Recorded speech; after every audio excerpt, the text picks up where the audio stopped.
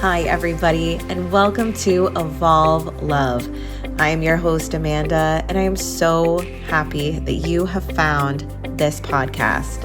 Are you looking for daily inspiration, motivation, and wisdom to help you begin your day feeling supported and uplifted with love?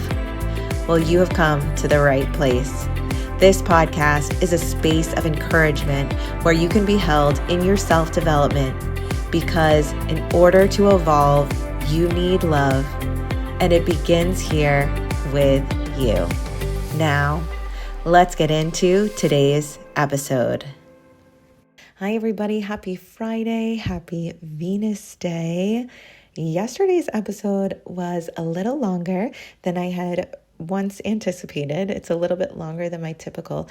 And so because of that, I want to be really mindful of your time in today's episode. And so I actually am going to take my retreat findings from Friday of my retreat week to move it into a topic, I think, for future, because I think it is a really important one that I learned on my Friday of the retreat. So I'm going to push that one off. So instead of giving you the recap at the beginning of the episode, like I've been doing all week this week, I'm going to dive right into our Venus Day energy for this week, for the retreat week that we're building at home.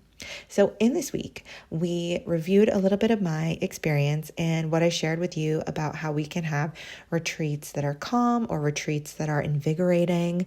We did an exercise on Tuesday, helping to deep dive into what our subconscious desires are in terms of what we're wanting in a retreat.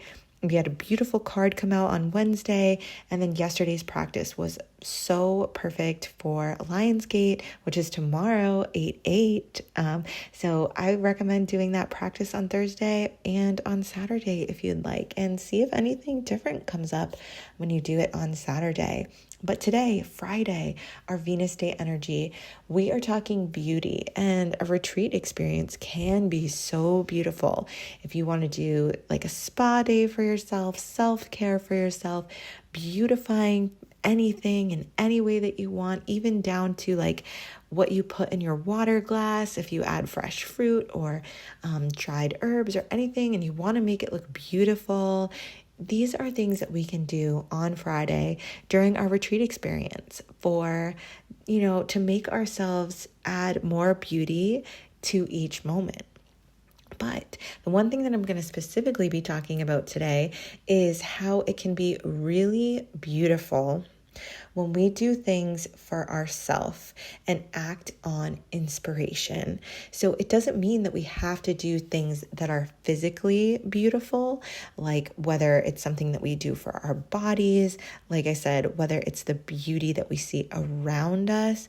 Sometimes it is also so beautiful to connect into what our heart is asking of us for inspiration. What is it that we are being called to do right now?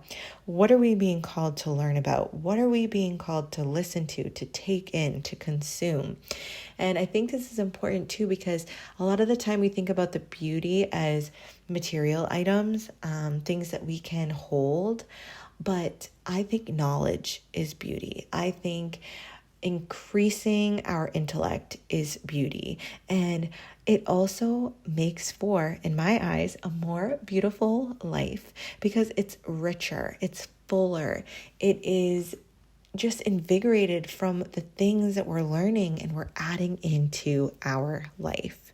So in this week, I did launch my self-guided curriculum book, little mini book, I'd say, on the Instagram, and I also shared about it here on the podcast. And the reason why I feel so called to do this is, as I had mentioned, being from an education background, I am constantly doing things with curriculum, whether it's for dance, whether it's for self. I remember even too, like when my daughter turned 3, I think it was.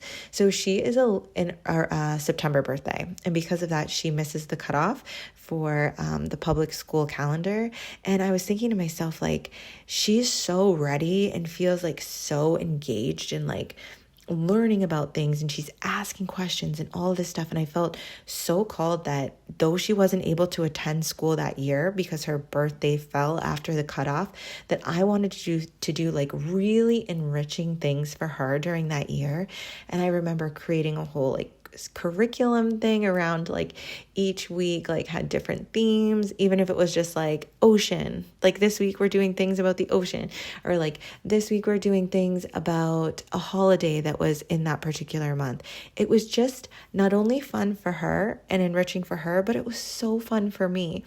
And so there are so many ways that curriculum has shown up in my life, and I just think it is so, because it's shown up in my life so much, I can see the benefit of it so much.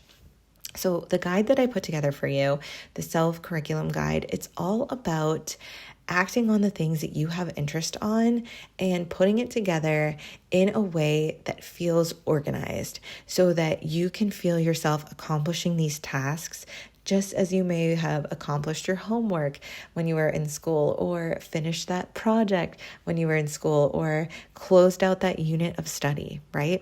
Because I think there's such a beautiful nostalgia in the school days. And I know that we don't all have fond memories of school, but maybe that's even more of an inspiration for you to do this now for yourself, because it is something that can help you to write the story yourself. And so when you check out my guide, if you haven't already, it's completely free. I have it linked on my Instagram. And also if you're on my newsletter list, I sent it out via email as well. But with this guide, the way that it is set up is that I want you to think about a topic, theme, concept that you've had on your heart that you really want to dive into. Maybe it is spirituality. Maybe it's astrology. Maybe it is amping up your fitness game.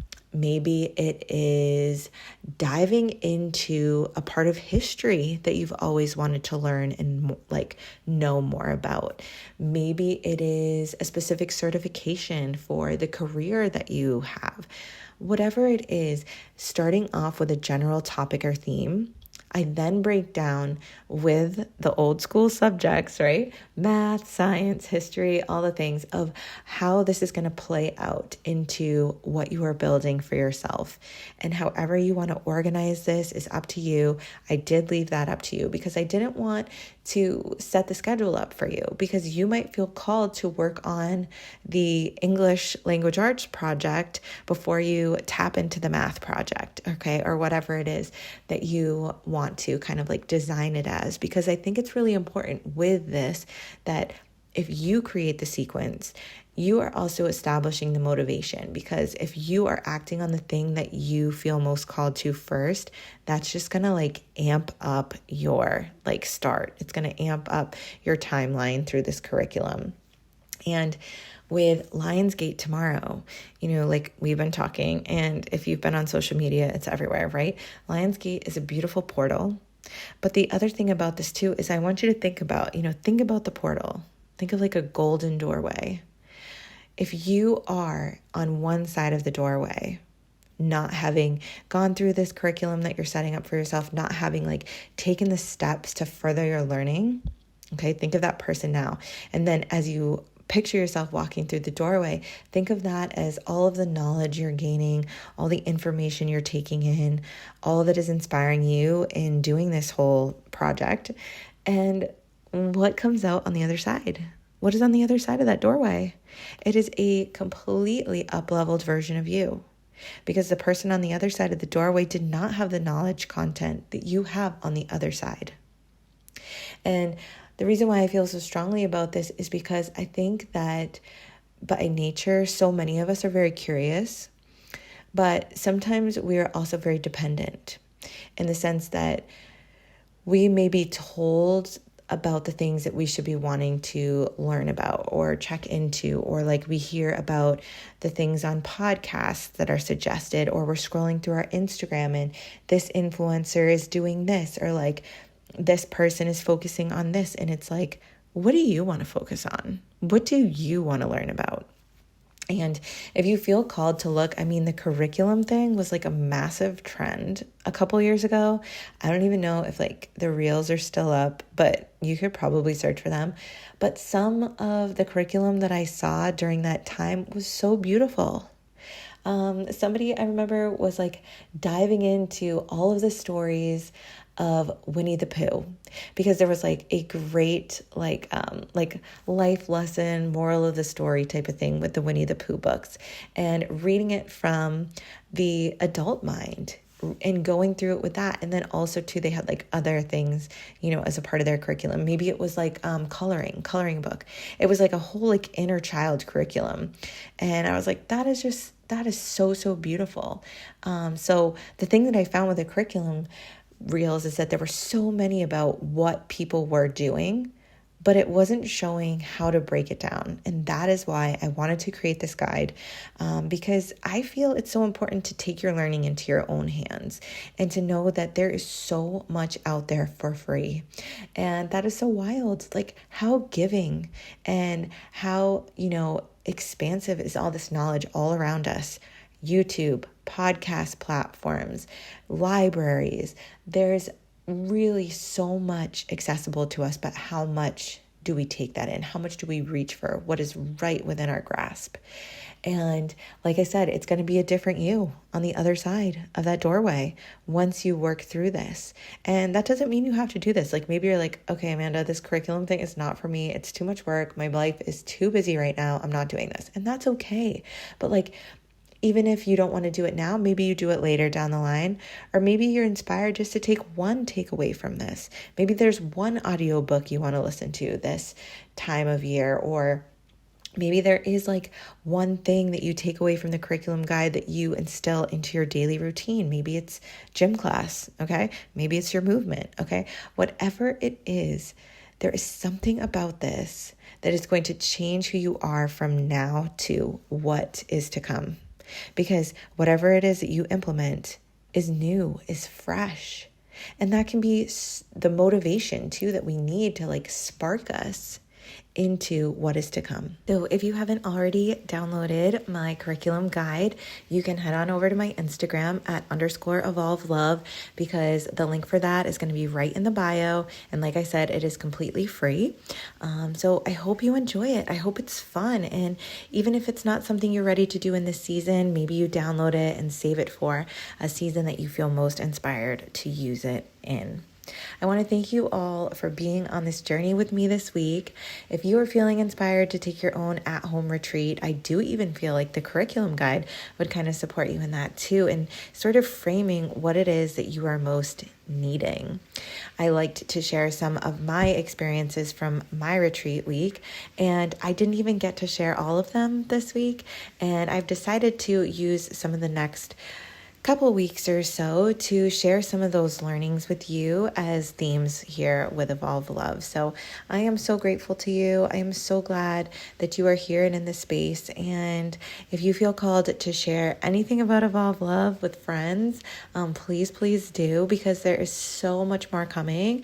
And my goal always is to support you and to hold you in the evolvement of your journey. So I hope you all have a beautiful weekend, and I look forward to talking with you next week.